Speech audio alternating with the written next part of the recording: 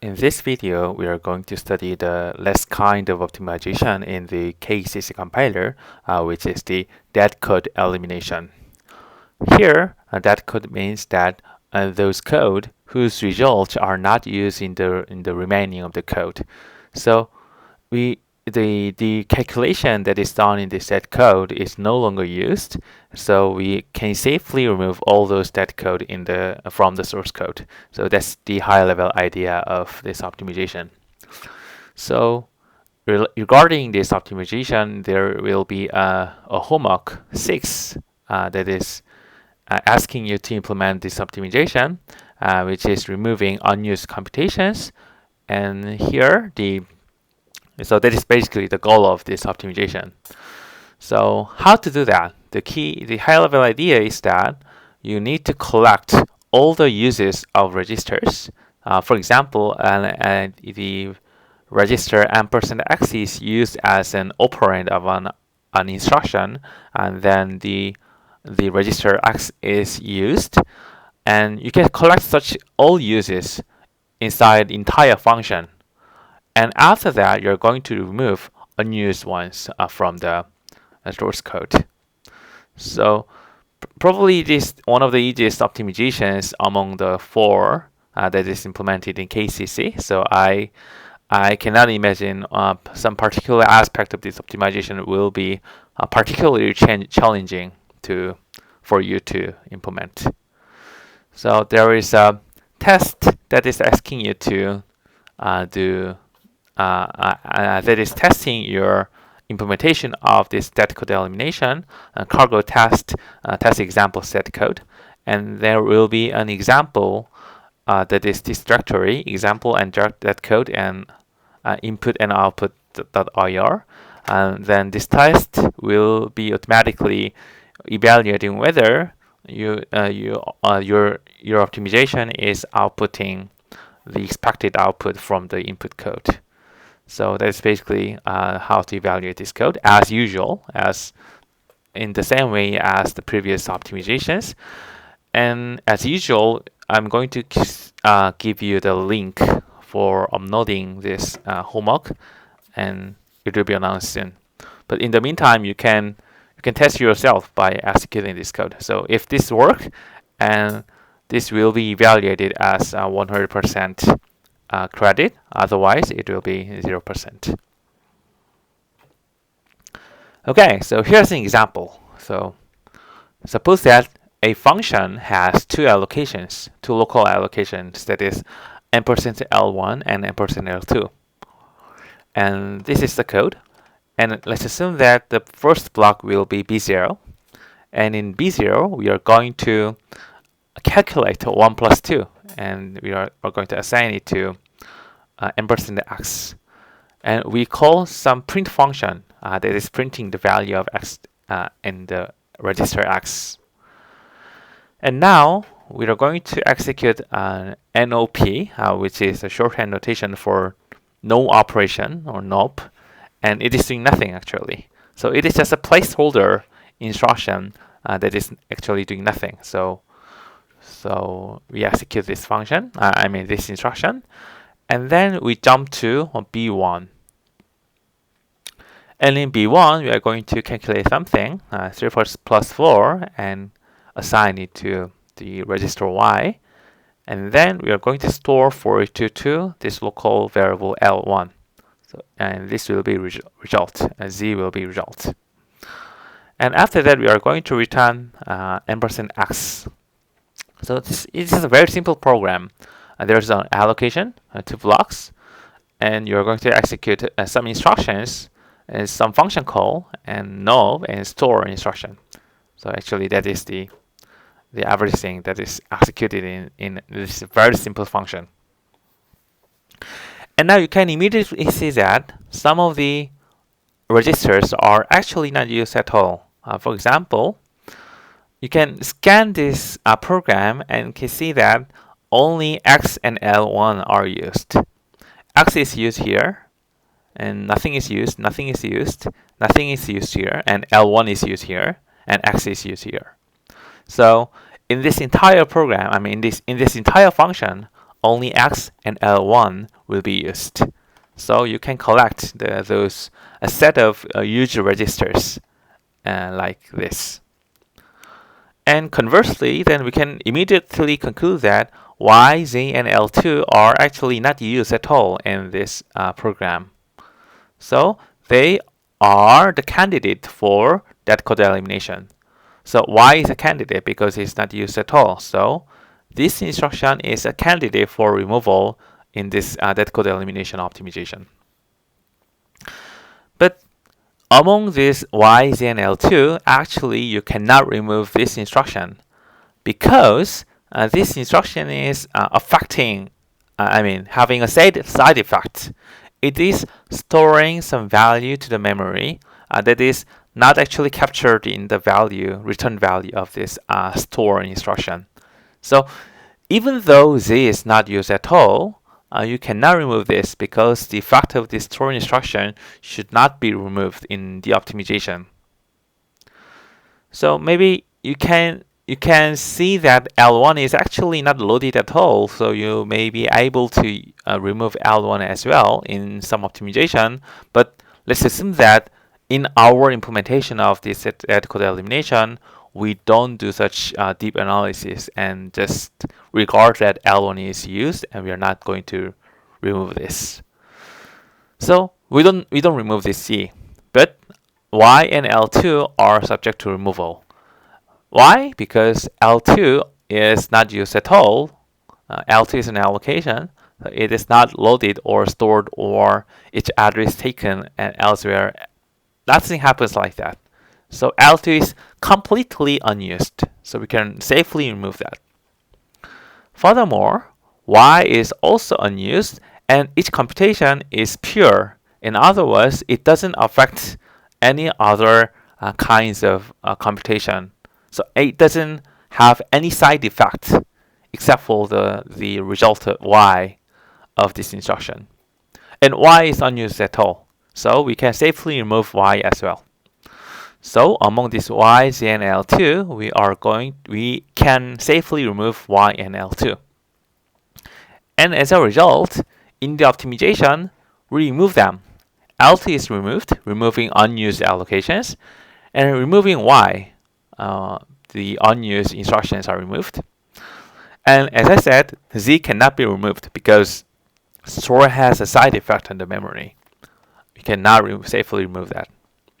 And furthermore, in addition to removing unused allocations and instructions, we are going to remove null as well because it doesn't affect the program anything. So we are going to remove that.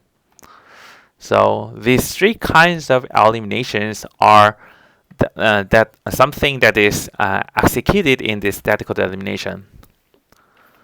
So compared to the previous optimizations, mem2res and the GVN and simplify CFG, it is the most easy, the easiest optimizations among the four.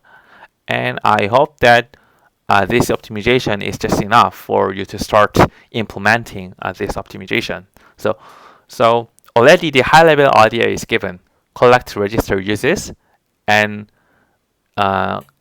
deduce what are unused registers and what are removable registers, and actually move them.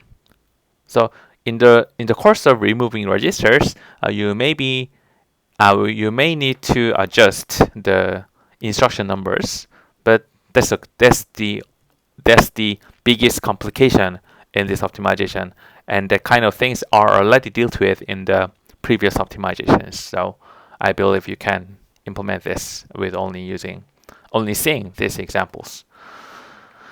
And you should also read the input and output of this Deadcode elimination.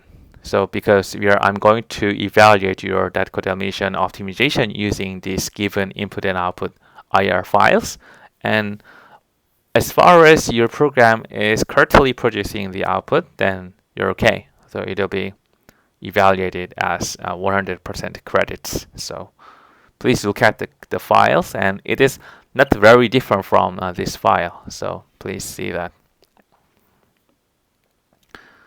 Okay, so I'd like to recap the optimizations, all the 4 optimizations of KCC in this video. So there are a few key ideas of optimizations that is presented in KCC. Not only KCC, but in GCC, LLVM, or other industrial strength compilers. I can roughly categorize the key ideas into 4, but there are many other complicated optimizations. But I believe that these four categories are the major ones. So the first thing is removing redundant computations. If you are computing something twice, then you can remove one.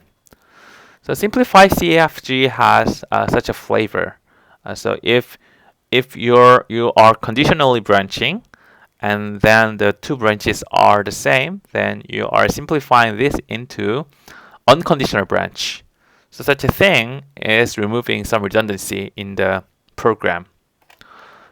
Also, GVN is also removing redundant computation. So it is specifically designed to detect and remove redundant computations. So it is such a thing. And there are many other optimizations like that. Loop invariant code motion is moving some code inside the loop outside of the loop. So this is moving an instruction out of the loop. And as a result, you can reduce the number of the number of executions of instruction from n to 1, basically.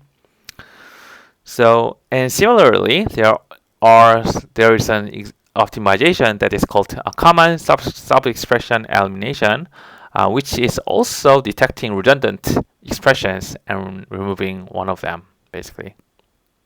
So CSC, or common sub-expression elimination optimization, is similar to GBN, but they have a slightly different flavor. But for educational purposes, I didn't treat them because GBN already covers a lot of ideas of this CSC optimization. And the second big idea of optimization is removing unused computations. So simplified CFG, or Deadcode Elimination, is the primary examples of that. And and there are many other optimizations inside commercial compilers like that. And third major idea is removing moops of value. So for example, suppose that you are assigning x with 42. Then you're going to use x later. But you can see that you can safely replace x with 42 because x is defined as 42. So such an optimization is called a constant propagation, and it is effectively removing the value moves. 42 is in the original program. 42 is moved to the registers, and that register is used as a operand in the instruction. But in the optimized program, you don't assign 42 to the register, and you immediately uses the constant 42 in the instruction as an operand. So it is effectively reducing the number of moves of the values. So similar thing happens in the simplified CFG and the global value numbering, where global value numbering is effectively subsuming the constant propagation optimization. So you are numbering, for example, a register with constant 42. Then you are going to replace x with 42 in the optimization. So that means effectively GBN subsumes the constant propagation. And the final high-level key idea of optimizations is replacing expensive resources with cheap ones. So for example, the mem2reg is the primary example of this. It is effectively replacing memory locations into registers, right? And memory locations are expensive because it is residing in DRAM, and DRAM access is quite expensive compared to the register accesses inside the CPUs. So as a result, replacing memory accesses with the register accesses will be very beneficial, not only for time and space complexity, but also for energy consumption. So instruction combining is another primary example of this. It is, for example, using the arithmetic properties of to reduce the number of instructions.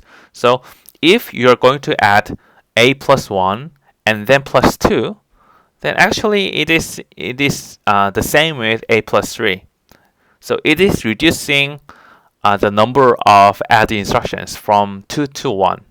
So such an optimization is happening in this instruction combining or people optimizations, and it is also this category because it is replacing 2 instructions, which is expensive, with 1 instruction, which is cheaper. So simplified CFG is also doing such optimizations, and SIMD vectorization or even offloading to GPUs or offloading to some accelerators can be categorized into this category because executing some code in the GPU, for example, will be cheaper than executing them in the CPU. So in the traditional viewpoint, CPU is much a more expensive resource than GPUs because CPU are much less has much less cores. So each core is more prestigious than GPU cores. So that's the reason why GPU offloading it can be categorized as this category. So these 4 are, I think, the major optimization ideas. So please remember that. And if you go to industry and you need to implement some optimizations, and please consider all these 4 categories and what you should do. And I'd like to discuss the key metrics of optimizations. And we discussed a few optimizations and assuming that they are very good, actually. And actually, the 4 we discussed are very crucial in the performance of the generated code. So they are all implemented in the all commercially available industrial strength compilers. But we need to have a theory of that. So in what sense the optimizations are good? Or more realistically, we're going to apply multiple optimizations in series, and which combinations of optimizations are good? So we need to answer this question.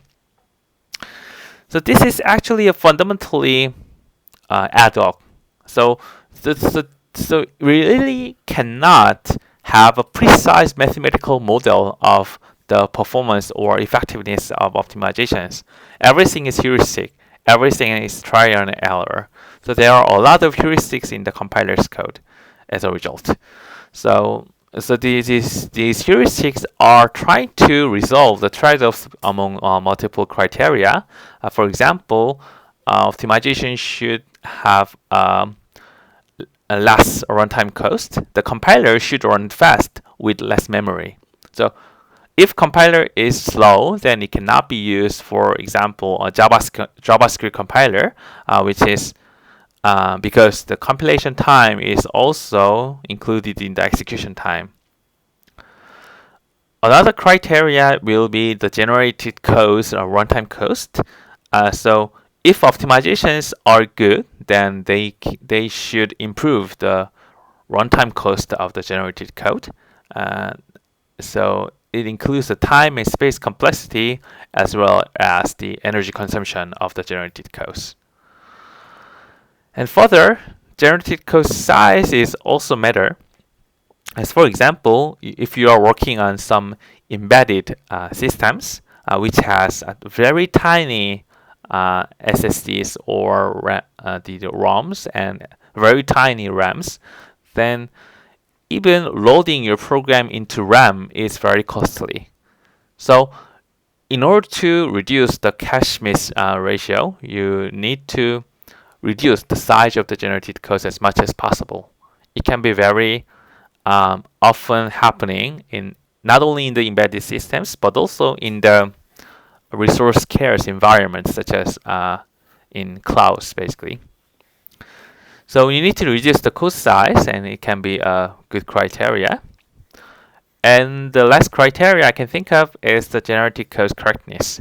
So even there is an optimization flag that is a fast math that is that is intentionally breaking the semantics of the source code for improving the runtime cost of the generated program.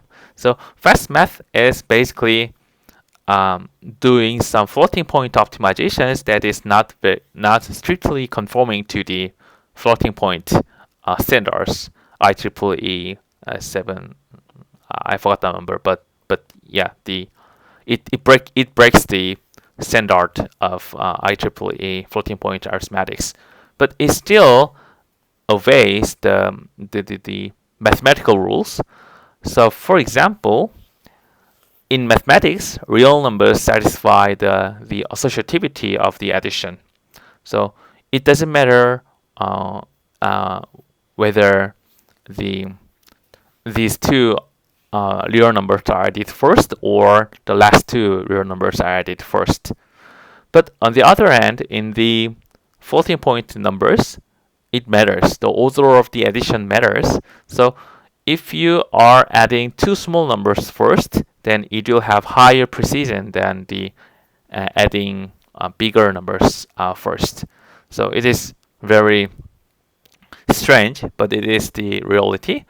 And compilers actually need to obey the rule of this IEEE floating point arithmetics. But from time to time, you really want to break the rule and you really want to apply the optimizations as if the floating point numbers are actually your numbers. So that is the flag for fast math. So the moral of the story is that even from time to time, you may want to break the correctness of the generated codes as well. So it is a criteria, trade-off as well. So all these four criteria are important, but it is really difficult to find some optimizations that achieve all of them at the same time. So it is fundamentally ad hoc and heuristic to find a good series of optimizations for a given source program. And an old approach to this problem is basically black magic, which means that compiler writers are really having an insight on the optimizations and the expected input programs. And as a result, they write their optimizations, their order, and some constants in their own way. So even, for example, in the LLVM compiler, there is a constant that limits the size of the inlineable function, which affects the performance of the generated code quite large, and it is, for example, limited by 200 instructions. But it is really not from the logic. It is just from the experience. And as a result, it is very ad hoc and heuristic, but it worked well for many of the existing programs. So it is in the compilers. So, but it is ad hoc, but modern compilers are using modern evaluation tools to evaluate the effect of all these heuristics, and they are trying to find the best heuristics among the many possibilities. So they are measuring the performances, and they are measuring all these many criteria and trying to find the best one among them. And second key metric is that, so here already we discussed about correctness, but for most of the time, we really need to make sure that some optimizations should be correct. And the question here is, in what sense an optimization should be correct? So for example, in the Deadcode Elimination example, we removed a few instructions, and we have quite a good intuition that this optimization doesn't break the semantics of the source program because anyway the removed instructions are unused, so we don't care about them. But to be pedantic, we really need to prove this because we without proof we are not actually 100% sure about the correctness of this. So actually they differ in the execution.